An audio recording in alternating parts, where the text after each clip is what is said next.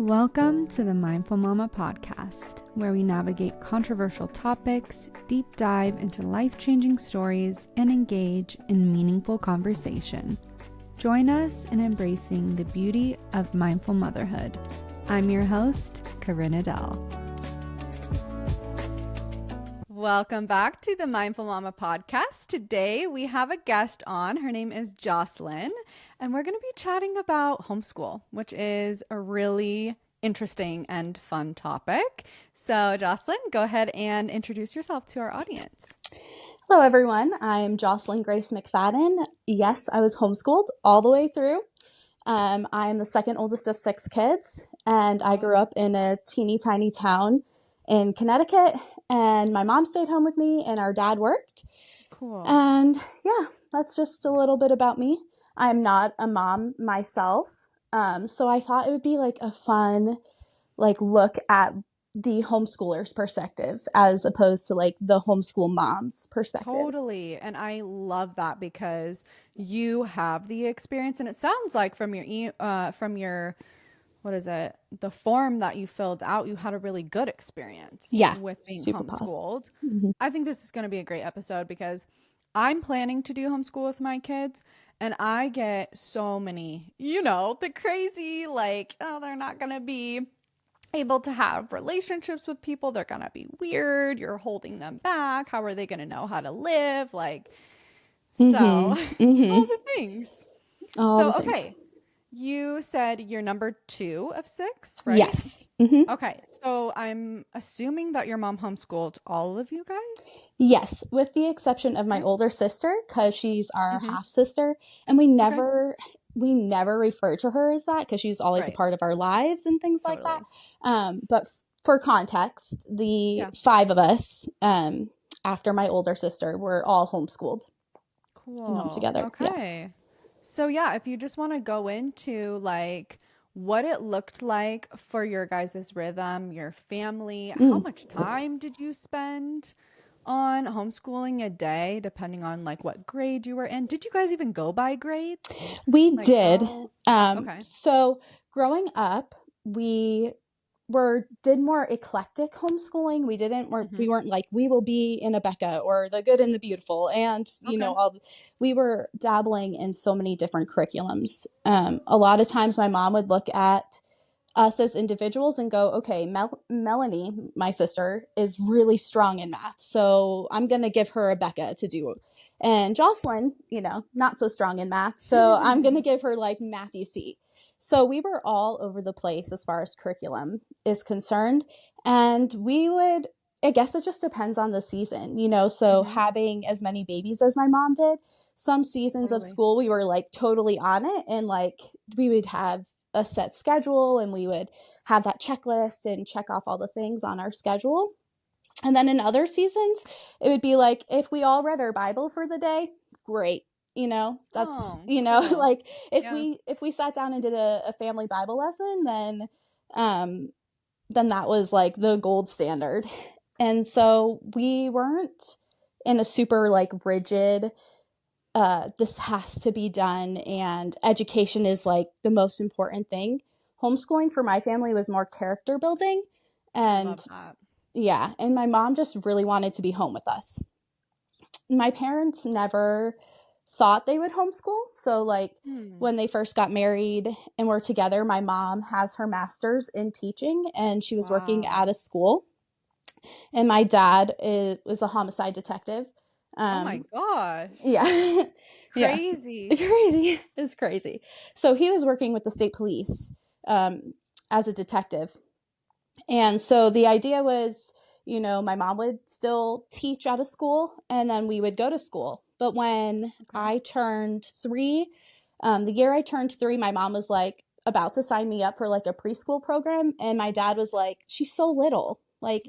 Why are we going to send her to school? Let's just keep her home. And, and then my next sibling is 19 months younger than I am. And so it was the 2 of us for a little bit. And then she's 3 years older than our next sibling. I'm 5 years older than that next sibling.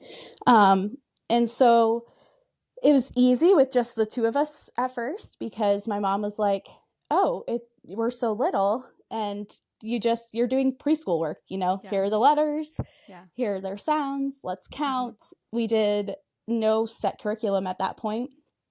And we just would go about our normal day with maybe like a little chunk of school thrown in. And then I think that just like changed as we got older and progressed a little bit differently, as more children were added on into the mix. But yeah, like it's more relaxed. I see some homeschool families who are like, go, So go. rigid. Yeah. I know it kind of freaks me out a little bit because I'm like, wait, what am I getting myself into? Because there is a lot of like homeschool stuff on social media where people are like, here's my homeschool routine. And I'm like, oh my gosh, that is like really intense and good for them. That's amazing. But sometimes I like worry. I'm like, wait, am I like, can I do this? Like comparing myself to the craziness of some homeschool families, which again, great for them. Right. But I love your mom's outlook on it, the character building, the like, I'm going to pick and choose, because that's the other thing, curriculum. There's so many out there. So many. Everyone has their opinions. It's like, oh my gosh, which one is going to be the right one? And so it's just so cool to hear that, like, it really is up to you, like how you want to do it. Right. There's no right way to homeschool, in my opinion. I saw some families who did really well, like with a really rigid schedule and, doing the hardest curriculums and most expensive curriculums out there and just getting it done. And their kids go off to college and have a really easy time and whatever. And then you have like us, I would believe would be like more in between, where we're more flexible. And yes, kids went off to college. I'm not one of them. I had decided that I didn't want to do college. It just didn't fit who I was as a person. But of the 5 of us, 3 of my siblings, 3 of them all went off to college and got degrees and stuff. So it was like the pressure in the back of your head is that like homeschoolers are smarter. Like this is what we're told. Like you hear it from everyone. Oh, you're homeschooled, so you must be like so smart and adaptable. And then you have the other side that's like, oh, so you must be like really socially inadequate weird. And and weird, and like, are you wearing long skirts with sneakers? Like that kind of, and we had a spectrum of friends because we homeschooled with other families and stuff. But I would say the majority of the families we homeschooled with are on the other spectrum, where they are like, we have to get this done. And, we're going to do all this amount of hours of work in a day and finish in May and have the whole summer and then start right up again, in August. Whereas both my parents, my dad didn't really play much of a part in our homeschooling, but, he still, is in our home and encouraging my mom to homeschool.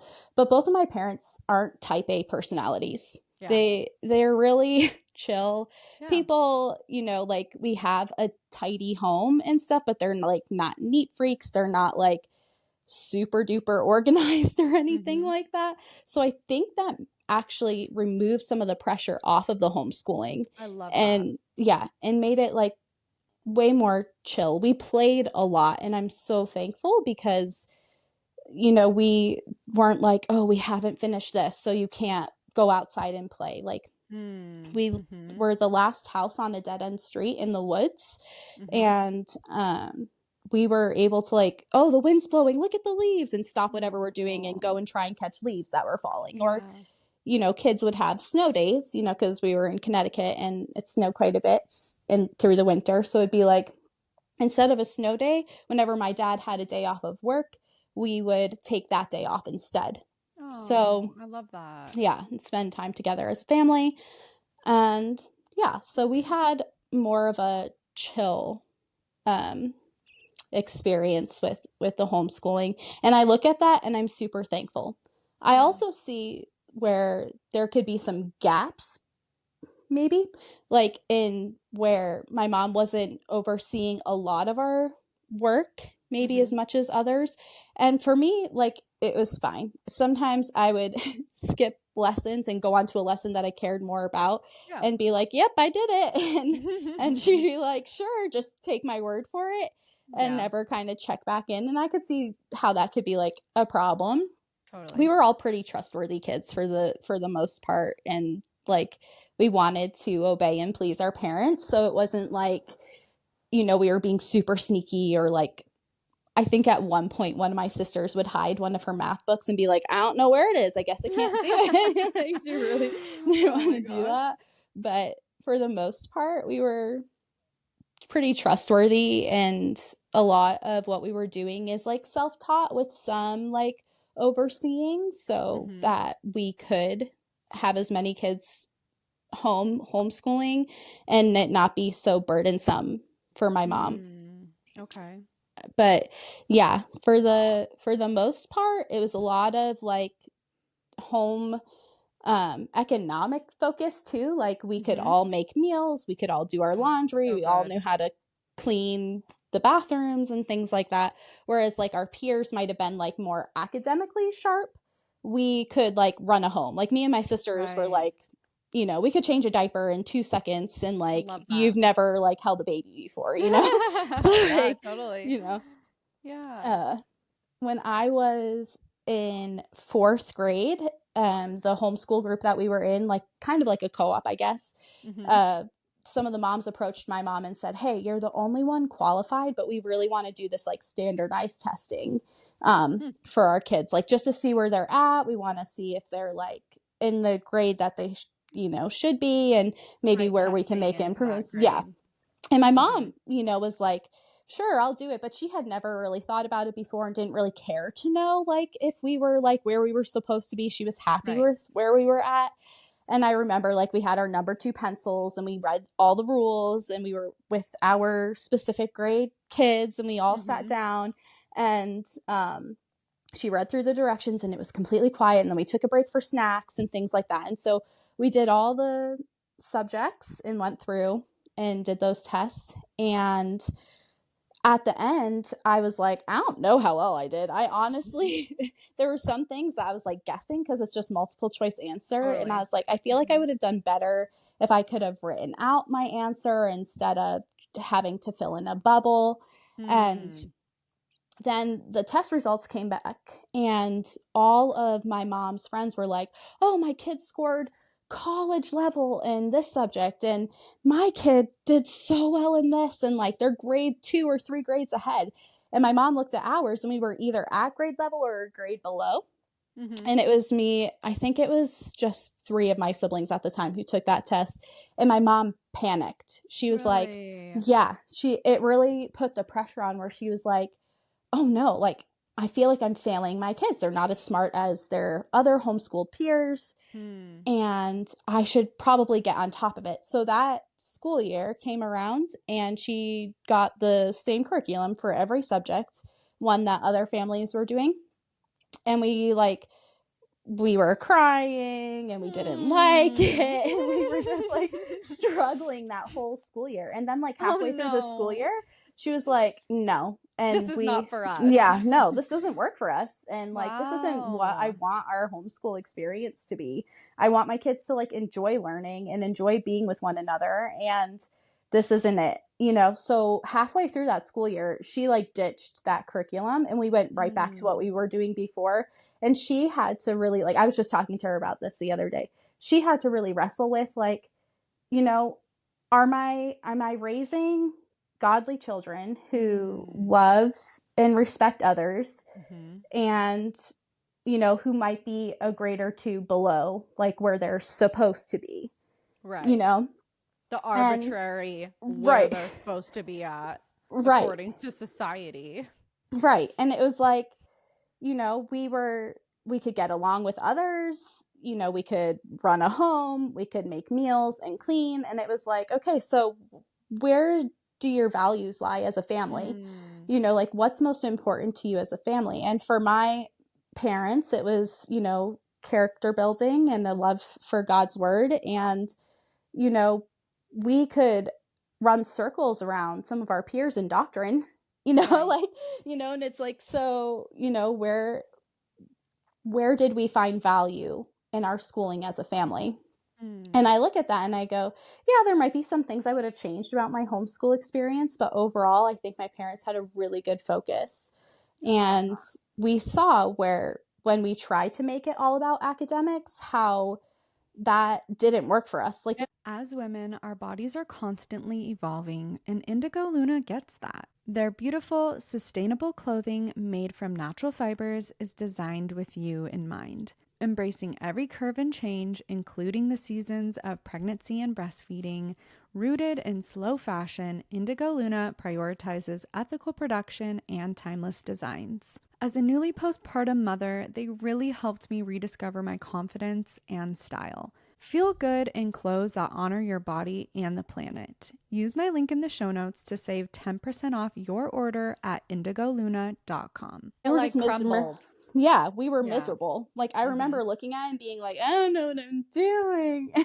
Aw. And my mom's like, I don't know what I'm doing either. Yeah. So we're done.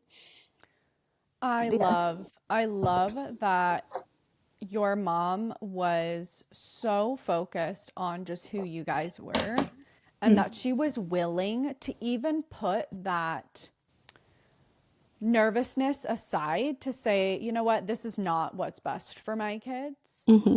Because she fell into that comparison a little bit. All of Mm-hmm. us parents do. Even I, right now, my son is 5. He'll be 6 in August. All of his peers are in kindergarten or going to kindergarten. And my son has no interest in letters, numbers. All he wants to do is play. Okay. Mm-hmm. And sometimes I'm like, oh my gosh, I'm a bad mom. I'm not forcing him to learn how to read yet. I'm not putting him in school.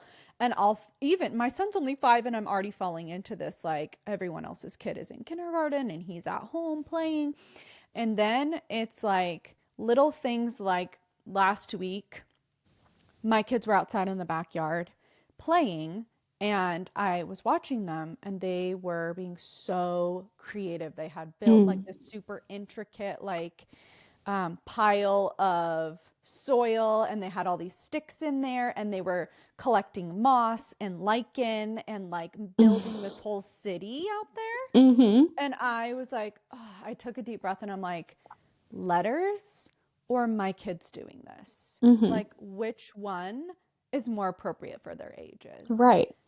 And like, Mm-hmm. why I need to stop getting so caught up in this comparison already of like, he's not where he's supposed to be. What does that even mean? Like, what does Well, it mean? and My son's gonna learn to read eventually. right. And this is what I was going to just say too, is like a 5-year-old who can read and an 8-year-old can read. You're all racing to a red light. Yes. Your kid's going to plateau eventually. Like, Okay. they're not going to keep that. I mean, they're obviously are very smart children and whatever, and they are very smart forever. But just because your 5-year-old can read doesn't mean there's some sort of super genius that is going to continue on that same, like, I'm 2 or 3 Trajectory. good. Yeah.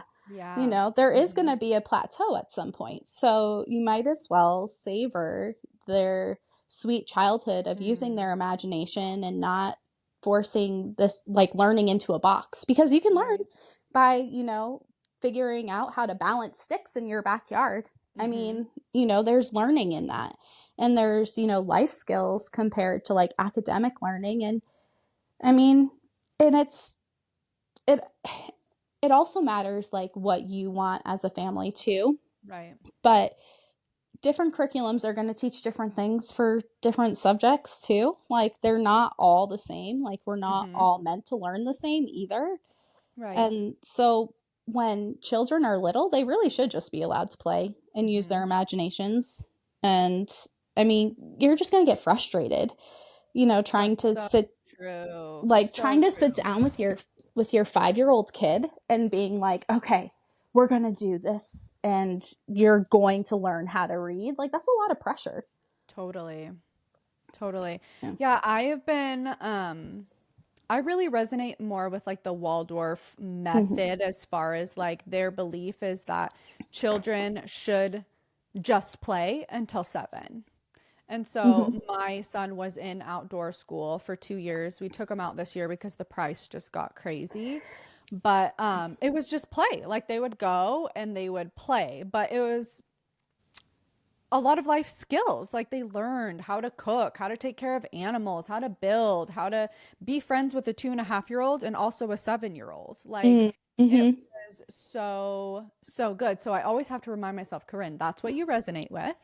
Like there are so many other people out there that are doing this. It's just not super popular. So it is okay. You are a part, like a part of the world, separate Mm-hmm. from the world. You're doing things differently, but it always does come back to that comparison and almost just like a little bit of insecurity when it's like, am I doing this right? Mm-hmm. So it just feels good hearing like a success story like your mom who homeschooled all these kids and Mm-hmm. she even had that and then was like reverting back to her ways, her Mm-hmm. that she knew was right for her family. It's Mm-hmm. just that's really inspiring. So I Yeah. love that. So when it came to high school, the Hmm. idea was we'll homeschool through elementary school and middle school, and then maybe we'll send them to high school because that's like when Right. the real school starts. Like Right. that's what they You thought. Like don't this want to is miss where out on prom and all that yeah. stuff, you know, I don't that know if people they were say. more like focused on that. Like my mom couldn't care less about the dances or the social Yeah. aspect of it, but more so like this is where the real school begins, like when you actually might need to know a lot of things and Mm-hmm. maybe I can't provide that for you. And so because I was the oldest of those of us who are being homeschooled, it I got sat down by both my parents and they're like, okay, this is the year. We're going to send you to Putnam High School. This is the local high school. And I said, I'm not going to go. And they Hmm. were like, they were really taken aback because I typically would not challenge my parents. Yeah. Like I have a great relationship with them and I just trusted them and loved to please them. And so when it was like, okay, you're gonna go to high school, and I said, no, I will not. I was like, if you place me in that school, I will walk home. Hmm. And they took me seriously. They were like, oh, okay. I was like, yeah, I was like, no, I'm not doing it. And my reasoning was I didn't think that it was that I was scared that it would go well Yeah. for me because I was Yeah. like, I don't want to walk into a big school and not know where I am or not know Oh my anyone gosh. and like be separated from my siblings who I'm very close with all of them Yeah. and like just be there, by myself, like away from everyone and everything that I knew. And so my mom's like, okay, then I guess we'll do online high school. So they put me in a program called 5 Star Academy. It's Mm-hmm. an online high school, and I did it in my freshman and sophomore year and hated every second of it. Hmm. I did not like that. I didn't like being in front of the computer. I didn't like that form of schooling at all. But like I think I only did like 3 subjects on there. I didn't do all of my subjects because I struggled with math. So it didn't make sense to try and put me in high school math when I was still kind of muddying through middle school math. Um, which I will say, just as a side note, homeschooling is super great for your kids not to get pushed through when they're not ready. Oh, that's Because so good. I, could not get past some middle school math. My mom wasn't going to be like, okay, we're just going to move on and forget that you can't do it. I would just repeat it until I got it. And it didn't matter that I was in 5th grade doing, 4th grade math, or Hmm. I think when I was in 8th grade, you take pre-algebra. I think I ended up doing pre-algebra like 3 years in a row. Like Hmm. it was just such a struggle. But my mom Yeah. was like, I'm not going to push you through unless you know Totally. unless you know it. And there was no pressure to move on anyway. Wow. That's So so cool. yeah, I think I did history, science, and English online. And I did it for my freshman and sophomore year. And I was like, nope, this ain't for me again. Yeah. And so I was just, I got, my mom was like, okay, well, we're just going to go back to curriculum. It's totally fine. Um, and I did much better that way. And I don't think she, yeah, even attempted to put any of my other siblings in Mm-hmm. online school. But every year my parents would like reevaluate, where each one of us as individuals was at, and would see, you know, maybe this so-and-so would do better in a high school environment, you know, and then my parents would pray about it and ask for doors to be opened or closed. And it would just always be like, no, the door's closed. It doesn't make any sense to send them this year. And then they would reevaluate the next year with each kid. And we just all ended up being homeschooled all the way through. Wow. Yeah. Love that approach. Let's see. So when I was 9, my parents sat us all down at the table and they're like, we're going to play a fun game. You know, something exciting in our family is going to happen. Guess. And so we were like, we're getting a puppy. We're going to Disney. We're all these things. And then I said, we're having a baby. And my mom was like, yeah, you know, I'm pregnant. And that was with my 6th sibling, my youngest sibling. And she was like, I wonder if you and your sister would want to go to the birth. And I was just so like, you were 9 at the time? I was 9. Okay. And and he was born when I was 10. So they announced that she was pregnant when I was 9. And so then our homeschooling became like, let's get ready for birth. You know, like this is going to be birth prep, you know, so all of it went from, you know, our science changed from, you know, whatever we were doing at the time to anatomy and physiology. We would take breaks and watch TLC's A Baby Story. Oh my gosh, I loved that. That show made me want to be a midwife. Yeah. And is why I'm so obsessed with birth to this day. I always tell people. Yeah. I'm like, the Baby Story on TLC. I would come home from elementary school and be like, Mom, turn on A Baby Story. We would pause school or whatever we were doing and like turn it on. And it's like all that is because of the flexibility of homeschooling. We were able to do that.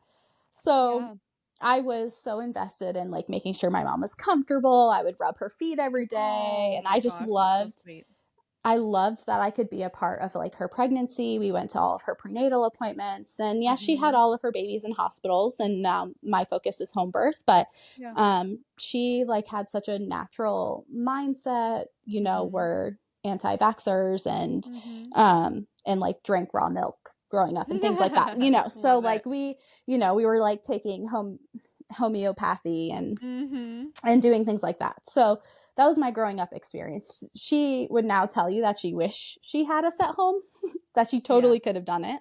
Oh, yeah. But so Melanie is the sibling after me. She was 8 and I was 10. And we both attended our youngest sibling's birth, Christopher's birth.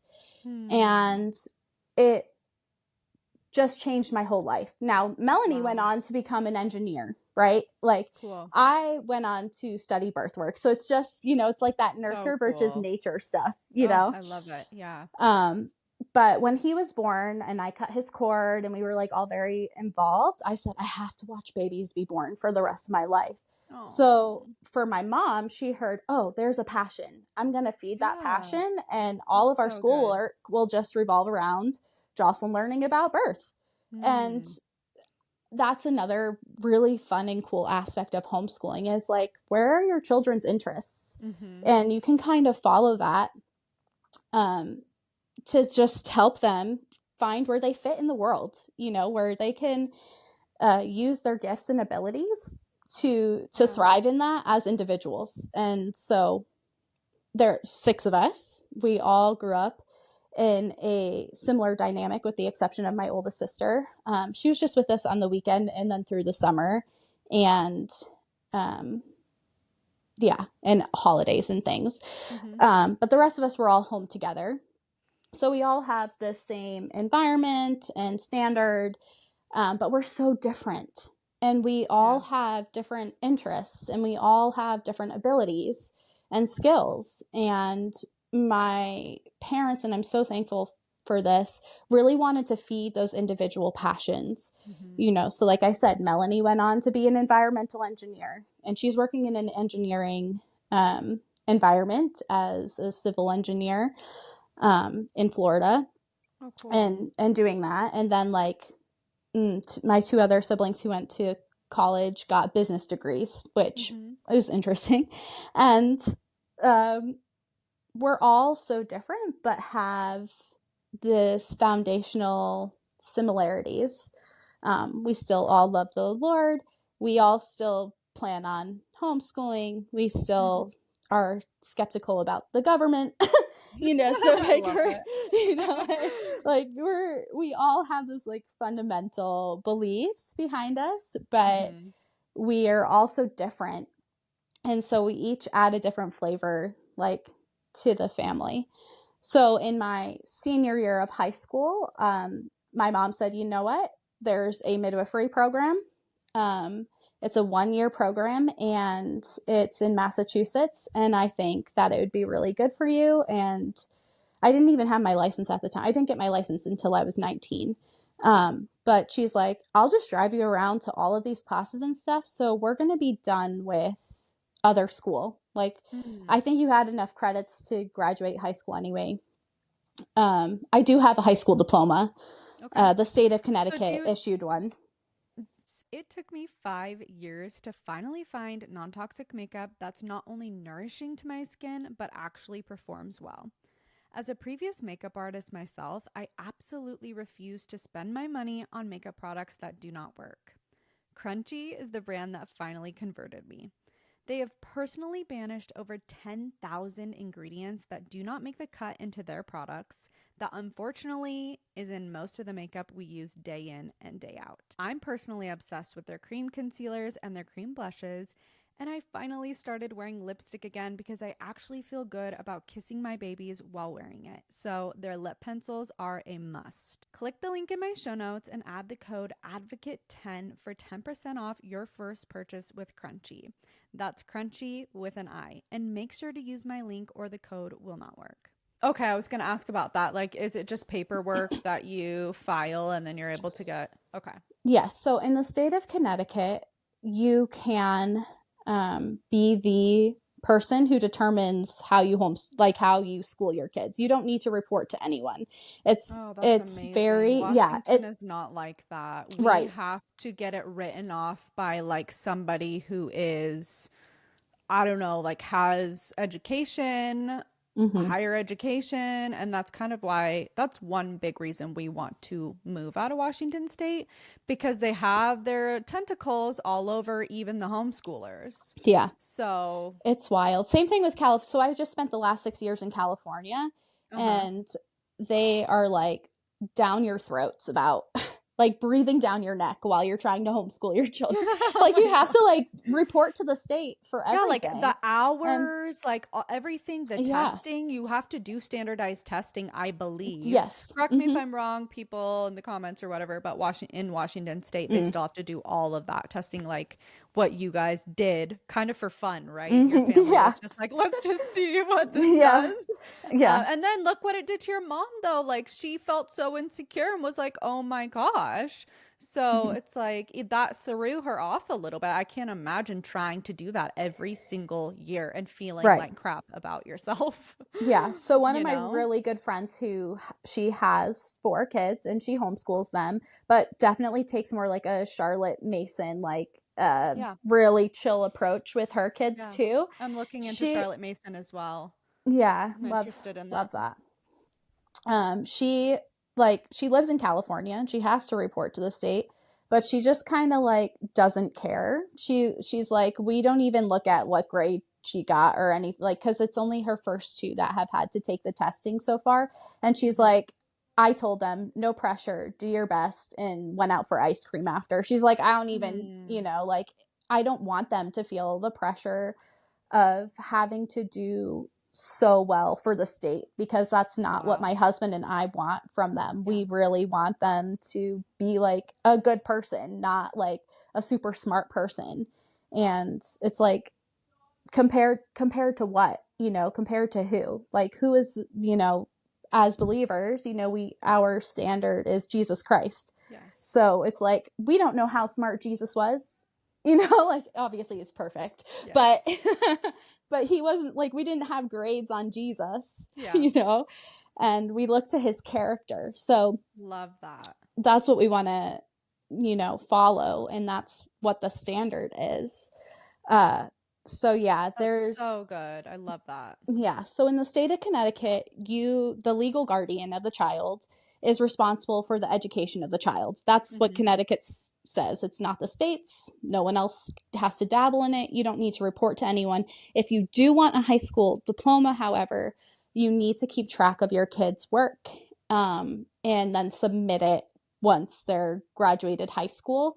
And you have to have accomplished, or at least passing grades in certain, like in all the subjects, in order for them to issue that diploma. So, yep, we all have our high school diplomas. They all came in the mail. We have them. I don't even know where mine is, honestly. I don't know where mine is, and I went to typical school. So. And I'm like, I don't care.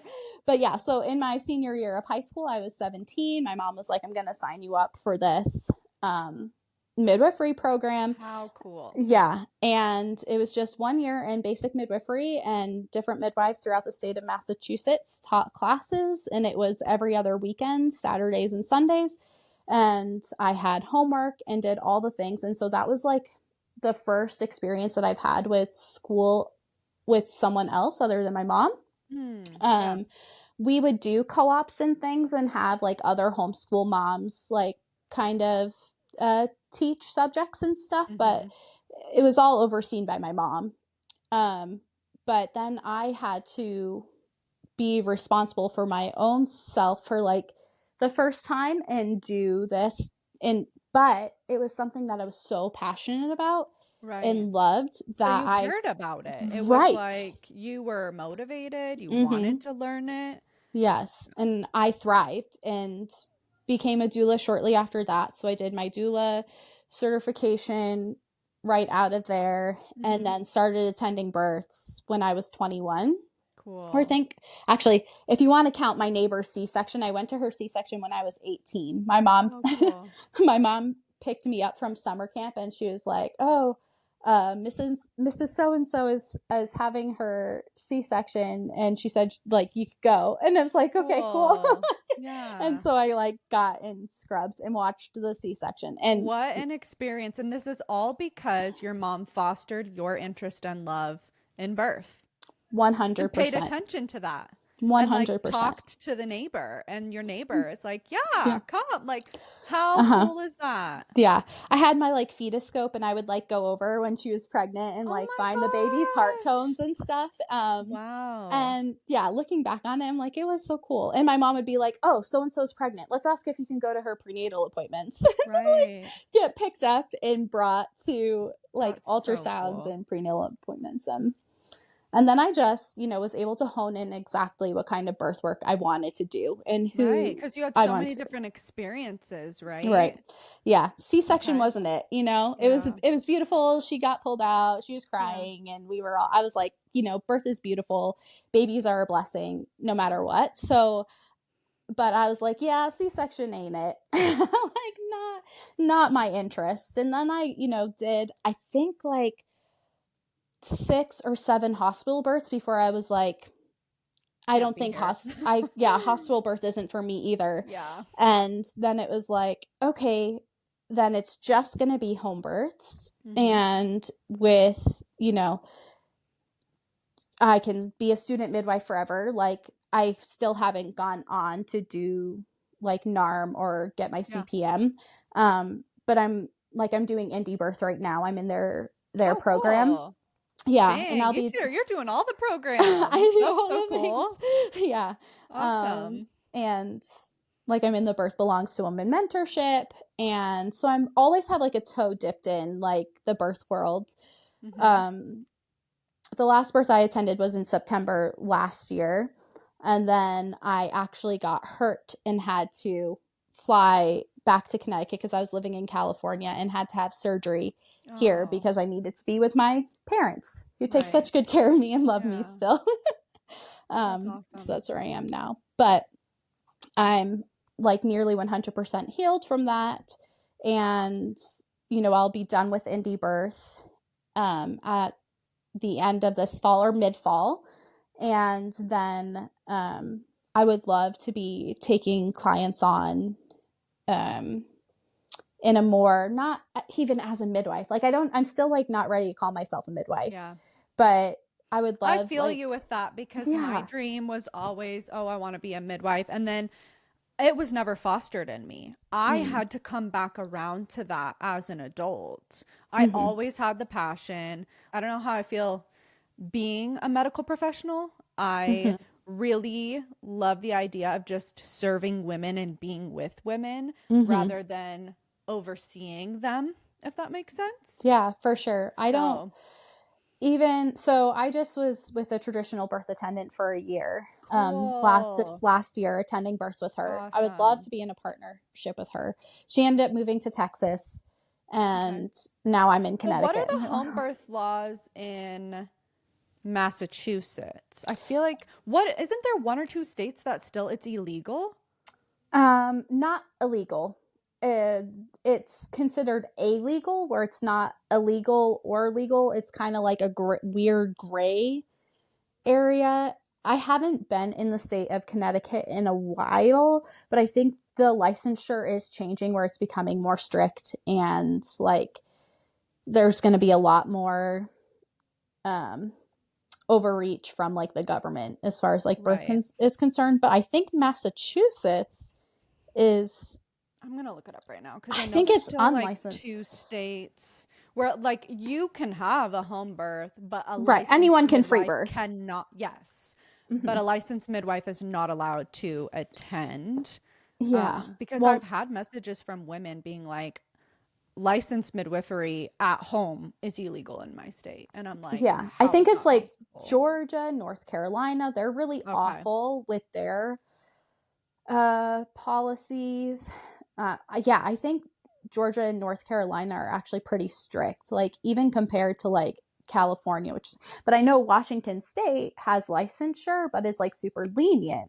We are very lenient here. Right. So it's funny. Like you would think there would be some sort of standard, like this is how each state should like go about midwifery. Alabama is Mm. illegal, making it unlawful for midwives to attend home births. Iowa is illegal. What? Yeah, that's ridiculous. Illinois, the state is restrictive. Home birth midwifery is largely illegal. It's it's so Kentucky, Nebraska, ridiculous. North Carolina, South Dakota. I did not Hmm. know it was that Hmm. many states. I thought it Hmm. was like one or two. Yeah, no, some of them are, Whoa. yeah, so crazy. And yet, women are still giving birth at home. Oh, Can't yeah. stop us. This is my Yeah. thing. I'm like, if the government wants to deem women stupid, then that's on them. My conscience is clear. If I want to attend women at home because she has hired Mhm. me for the support that I want to offer her, then that is my, I don't have to be worried about that. If they want to put me in jail, I say this, I'm like, if they want to put me in jail for holding a woman's hand and rubbing her back and just honoring her wishes for her birth Mhm. space because I'm calling myself a midwife, then that's on them. So I don't call Yeah. myself a midwife. There's Yes. there. It's become legalized. That's the thing is like the Mhm. government has taken that and they have medicalized midwife Mhm. and they have taken it as their own. So now we kind of have to work around like traditional midwifery have to call themselves like birth keepers or like Mhm. so the mentorship program I'm in is a traditional midwife. She's in Arkansas and Mhm. then a birth keeper and she attends free births as a birth Mhm. keeper. So Lauren does call herself a traditional midwife, which is cool. But it's like the fact that you even Yes. have to be careful about your wording. I know. I'm like, well, I come and get me. I don't know. I Yeah, was like, I maybe I feel like that too because my dad's a homicide detective, and I'm like, if anyone gotcha. tried to come and arrest me, Yeah. it wouldn't go over well. But Oh, that's no, funny. I mean, they're always asking. My parents are always like, okay, are you safe? And I'm like, well, what is safe? Yeah. Let's define the word safe. Is anything Hmm. ever safe?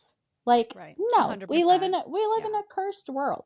Yes. Should I put myself in unnecessary danger? No. Hmm. Like, but God is still sovereign Yeah. and in control. And I believe that this is a calling on my life. Hmm. And I want to step into it with faith, knowing that God is in control of my life. And as long as I'm being obedient to him, then he will honor that. And the worst thing, like we know in the Bible, it says, do not fear man who can only harm the body, but fear God who harms both body, who can harm both body and soul.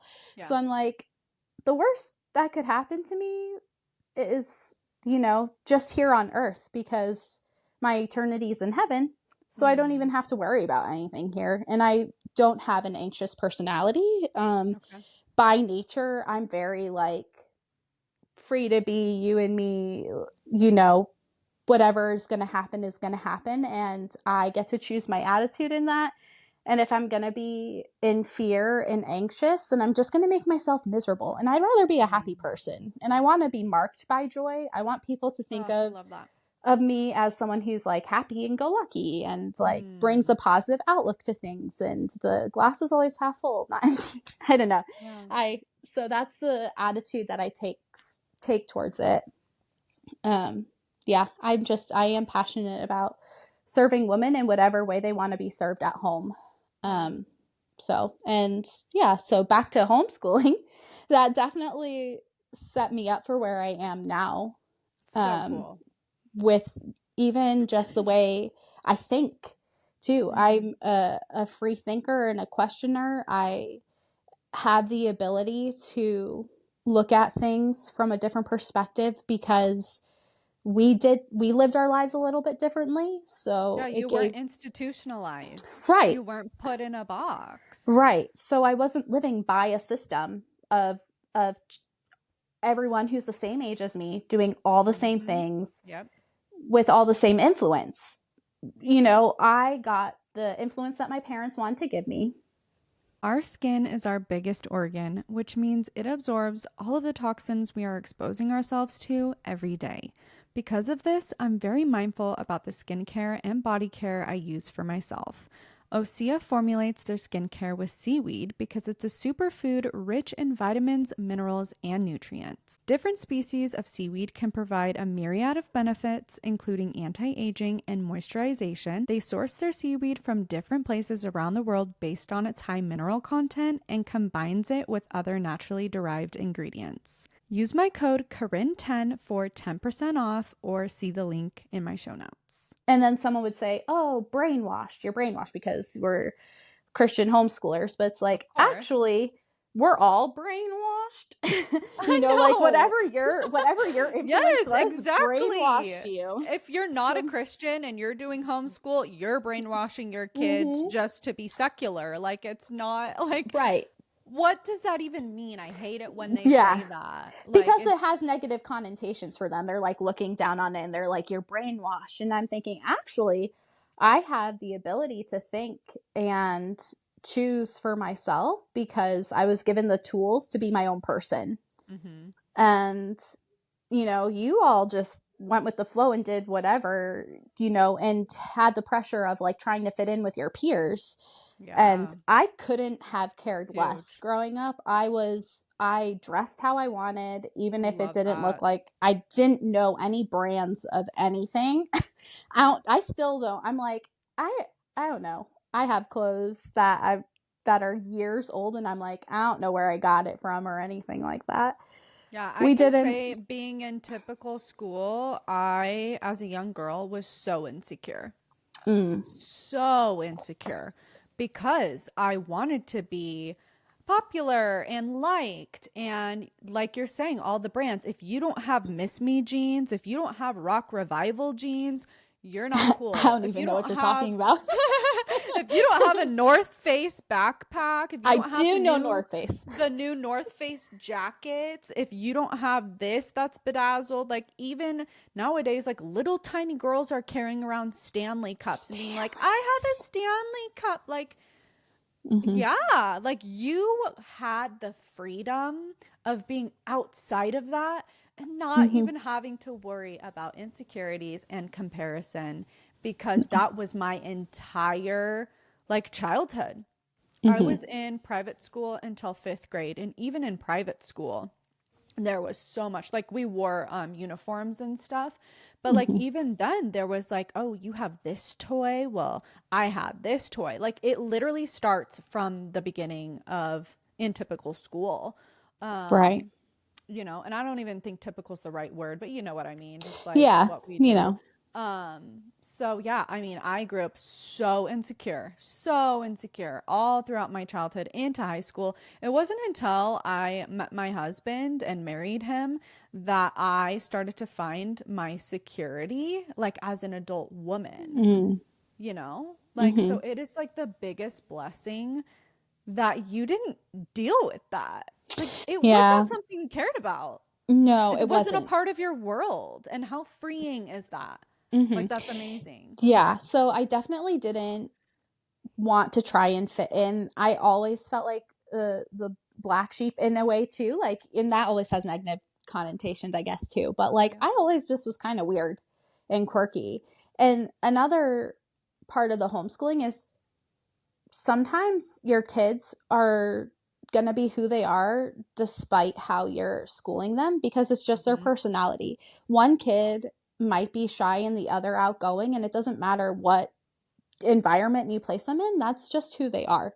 And so, Mm-hmm. like, I was very social. I could make friends with anyone, anywhere, talk to adults, talk to kids.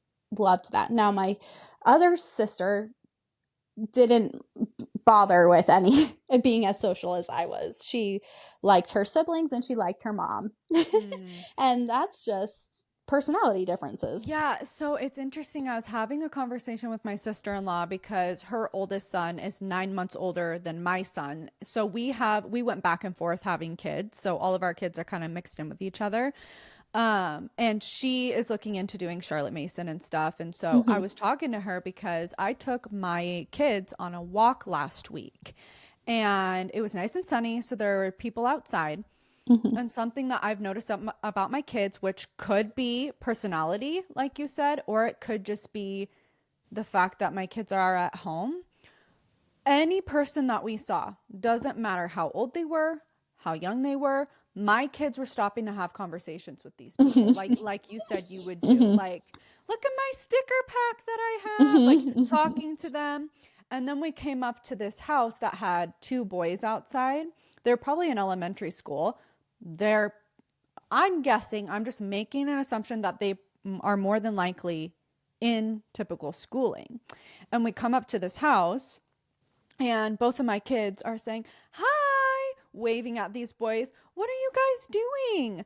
And both of them just look at my kids, blank faced, like they couldn't talk to my kids. Yeah. And I'm making assumptions here, but it made me think, wow, how interesting is it?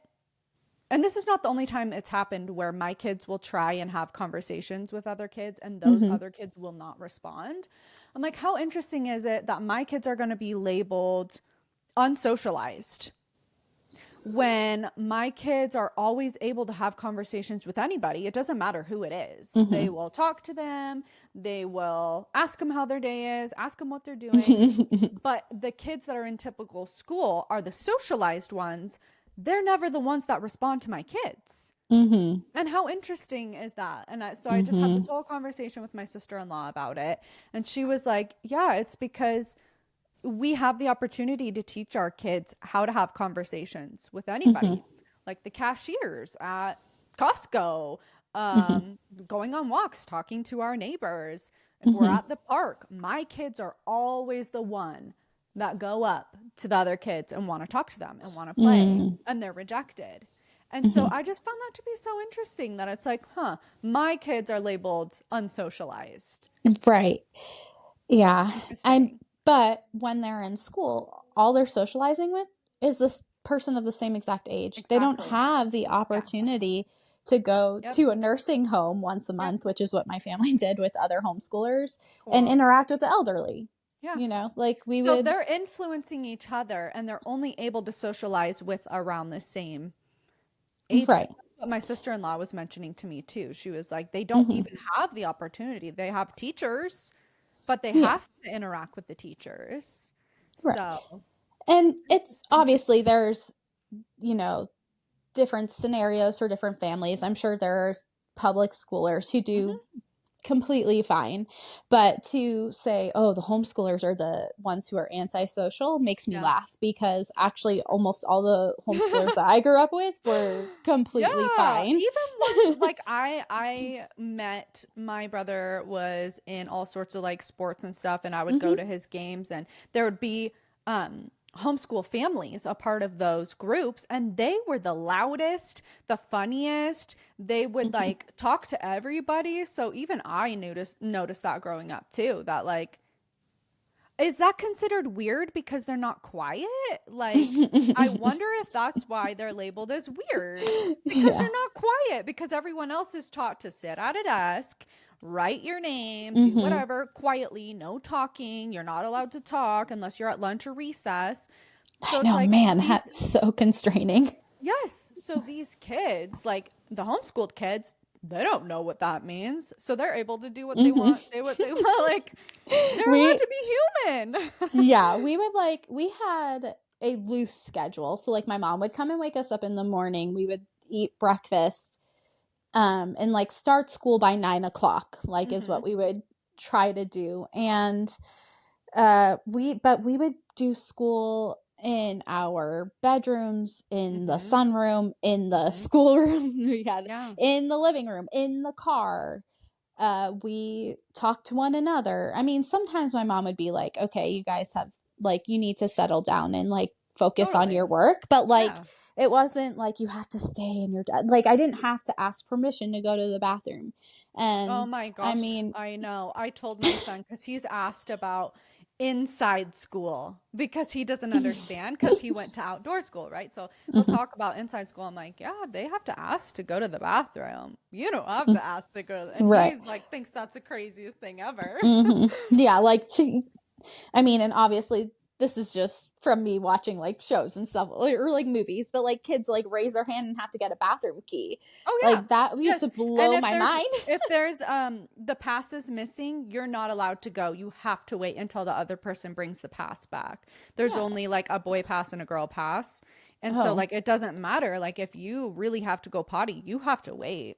Unless it's lunch or recess, obviously. But. And then like, how about as like women, like when getting your period as a young girl, like having to sit through school and like you're not able to like maybe care for your body in the same way that like I feel like I was able to. I don't know. Totally. I like No, and that was like a huge embarrassment for me too, because I started a little bit early. I was 11, but it was a few days before my 12th birthday.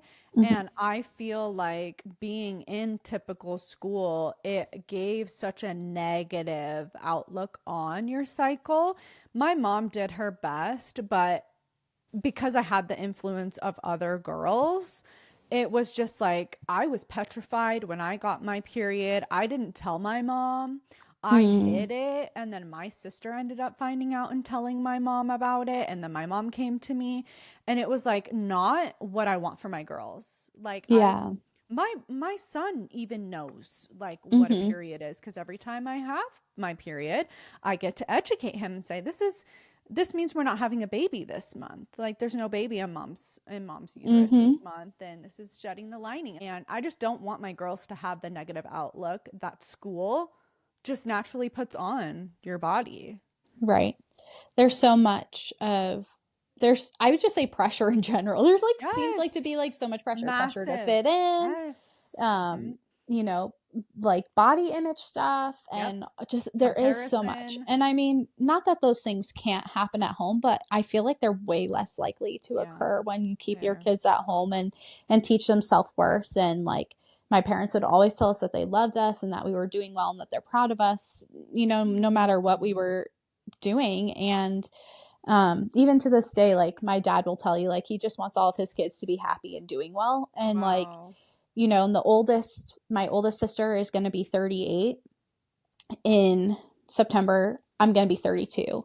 And then the youngest in our family is 21. He'll be 22 in October. So, she was 16 years old when Christopher was born. We range, and we're all over the place too. I have two sisters in Florida. I have a sister in Tennessee. Cool. my two brothers are still here in Connecticut. I'm here in Connecticut now. I'm going back to California in June, but I'm probably going to move to Tennessee. Okay. I don't know. My life's it's all over the place. When you're single and like Yeah. childless, you can like you have the support and love of your family, you can afford to bounce around all over the place. So, do you feel like, kind of going back to the whole insecurity thing that I had growing up, do you Mm. feel like you had confidence or have confidence? Was that something that was always instilled in you I as a think it's child, an I adult? yeah, I think it depends. There I would definitely have seasons where, and this probably has to do with hormones too, like just through puberty and Totally. stuff, like feeling uh like insecure, but for the most part I had pretty high self esteem. Can I speak? High self esteem for a lot of my life because I think my parents poured so much of that into me. And I definitely would struggle with friendships through my teenage years where Mm-hmm. I, but I think that's just mostly because I couldn't really relate to any of my peers. Right. I was on a completely different planet, like with Yeah. my interests and how seriously I took a lot of things. I hold strong opinions about lots of things, and I have since I was a younger Mm-hmm. teenager. I would talk to people about circumcision, like from a really young age, Wow. and things like that. Cool. So, like, I, Yeah. would always, like, as far as peers went, like, maybe had lower self-esteem with like friendships, and I would tell my mom I don't have any friends the same age as me, but I would Mm-hmm. have like lots of mom friends. Mm-hmm. A lot of her friends were like my friends.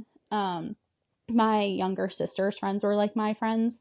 But yeah, like didn't meet any 17-year-olds who were like, I'm gonna have a home birth and I'm gonna have my baby in runner's Totally. pose, Yeah. like, and I'm and my mom's gonna be there and I'm gonna have a birth photographer, Yeah. and like, I don't know, like there wasn't, and I could tell you like I had a whole myriad of information just in my head that my peers couldn't relate to.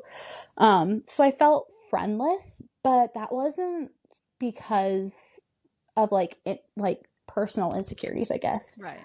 Um, or yeah, or have anything to do with being homeschooled. It was really much my personality. Yeah. Um, but yeah, and then like with birth work stuff, sometimes I have like imposter syndrome, which is unfortunate that like Totally. so Totally. many women do. I have it 100%. They That's why do. I'm, Like just convincing myself that this is what I'm supposed to, I'm like, I know this is what I I'm supposed to know. do. I'm good at this. I Women know. love me serving them. Like, what the heck? Yeah, I finally forced myself that in 2025, I was finally gonna attend births because all these years I've kept telling myself, what are you? Who are you to attend births? Like, what do you have? Like, it's like it's crazy. And so going through Mhm. signing up for the 1 year Hearth Mother Journey mentorship, Mhm. and then I went to a doula course like 2 weeks ago. Like, I finally felt like God is like, no, you have to do this. Like, I've put it in you. I've opened the doors. Mhm. You have to walk through now. Like, it is Mhm. time. And Mhm. that's my deep insecurity that I've always had, as ever since Yeah. a little girl. Just like I haven't had confidence in a lot of areas. And Mm. so yeah, but the Yeah. imposter syndrome I relate to.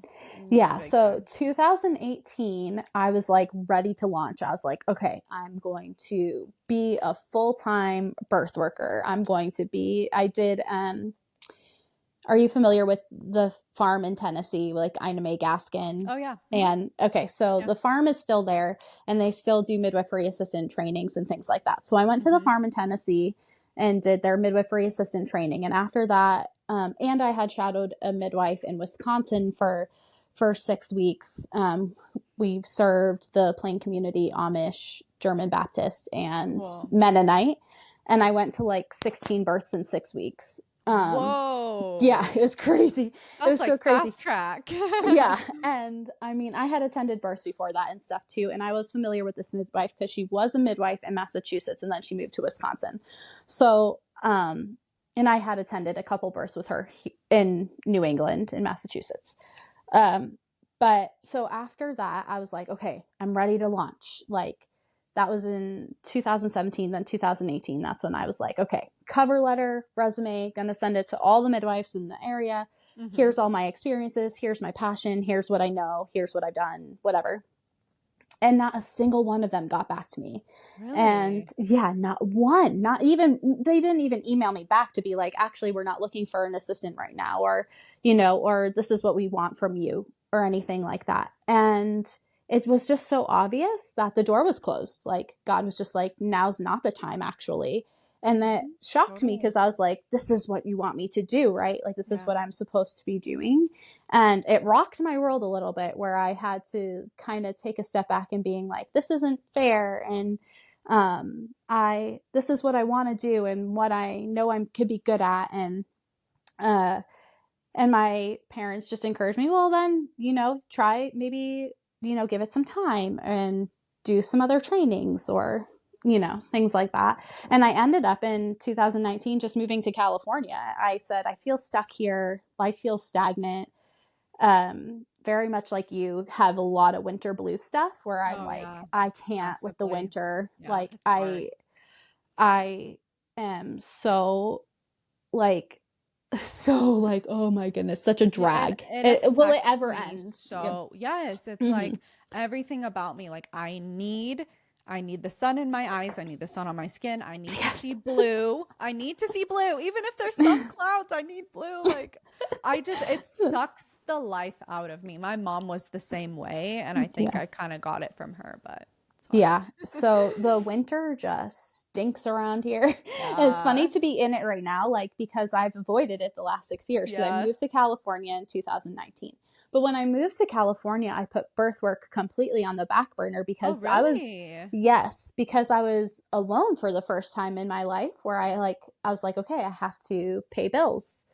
I have to pay for my groceries. You know, I had gotten really comfortable here in my family home, because my parents didn't ask me to pay rent or to pay for groceries. Like, as long as you were a contributing member of the family, as far as chores and things were concerned, like, I paid for my car, whatever my car needed. But even like my car insurance, my parents were generous enough to like cover. But I, you know, I was spoiled in that regard, really. But when I moved to California, and being, you know, like a 6-hour plane ride away from my family, I had to step up to the plate and be like, okay, I have to provide myself now. And what part of California were you in? I was in, I was just a little bit north of San Diego. Okay. So it was about an hour and like 10 minutes from San Diego. Okay. In a town called Wildomar in Riverside County. Cool. But loved California. I was like, California. The sun. I was like, the sun. Oh my goodness, the sun. I love it there. The first winter I spent there, I was like, oh my goodness, I feel so alive and like happy. I was like, it was 100% like just seasonal winter blues stuff. And I was like, every winter growing up here, I was like, oh, it just, life seems so bleak. Yeah, it does. And I'm like, and I know it's not, because like, I you're know just that surviving, it feels like. Yes. And I'm like, I just go outside, and I'm like, everything's cold, and I really discovered brown. dead and brown.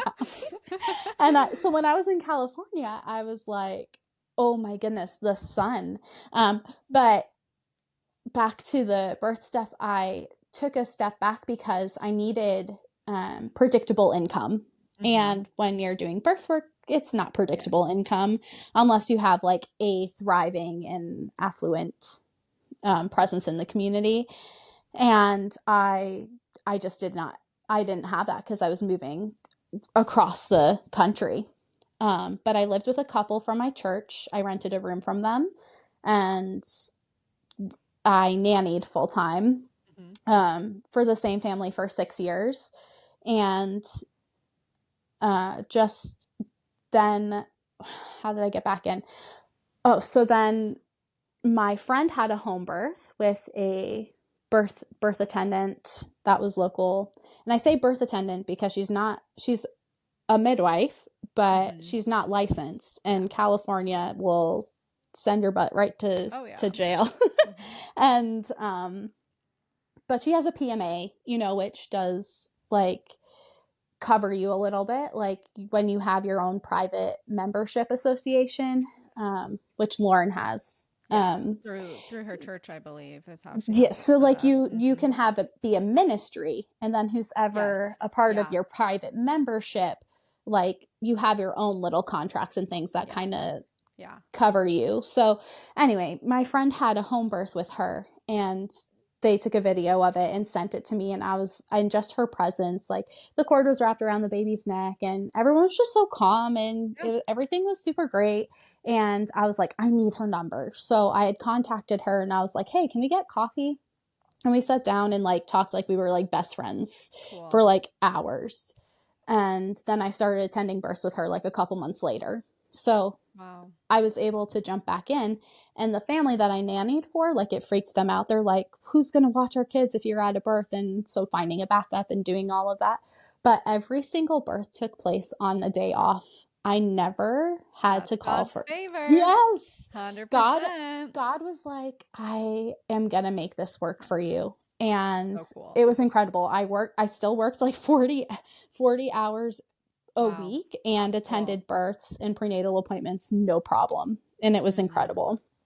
So yeah, hoping to get back to that in the fall. That is awesome. I love your story. How cool. Yeah, it's fun. So cool. Okay, well, how do you feel? Is there anything else you would like to mention before we end this? Oh, let's see. So my older sister homeschools her kids, even though she wasn't homeschooled. Oh, really? Okay. Yes. Yeah. Cool. Just a random tidbit. She has 4 little ones, and they were like, we, you know, both of them went to public school, her and her husband. But when she had her first, she was like, I kind of want to stay home with him. Cool. And then that just continued. And I wanted to speak to your episode about like just the financial stability stuff. If you want to homeschool your kids, you can do it. You do not need 2 incomes to do it. My family wasn't rich by any means. We did not have a lot of money growing up. My dad worked his butt off with the Connecticut State Police. But it was a priority for my mom to stay home. And so you just make it work however you can, you know, pinching. Yes. So much. Yeah. So much sacrifice. I mean, my mom was committed to staying home and educating all of us, and she did it. And we're all like successful, pleasant adults, in my opinion. Yeah, totally. So, yeah, that's all I have to say about that. You can do it. And you don't have to be a teacher either. I know I mentioned like my mom having her master's degree in teaching, and so many of these moms are like, oh, I'm not smart enough. I could never teach my kids. Totally. But you just learn along with your kids. You don't start homeschooling teaching algebra. You start by counting, and you know how to count, you know, so you start with counting. Building and then blocks. As your children are learning, you just learn along with them. Yeah.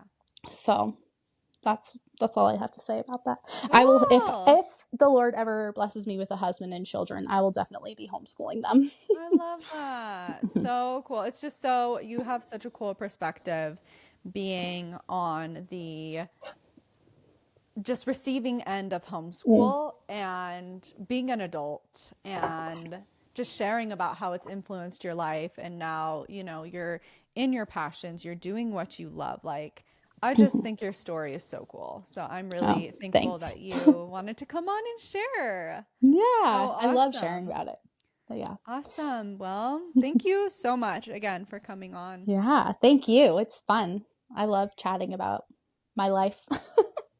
And that concludes today's episode. If you found value in this conversation or resonate with it in any way, I'd love for you to leave me a review on whatever platform you're listening in on and share about it on social media. Your support means the world.